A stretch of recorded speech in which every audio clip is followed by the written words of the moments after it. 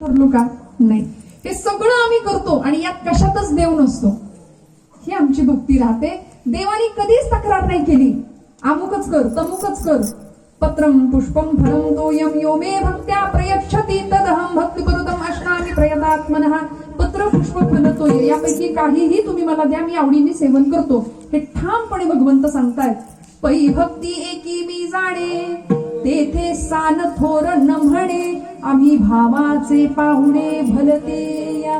बस म्हणजे आम्ही भाव जाणणारे, तुमच्या अंतःकरणातली भक्ती जाणणारे, निष्ठेनी साधा केलेला नमस्कार सुद्धा भगवंताला प्रिय आहे.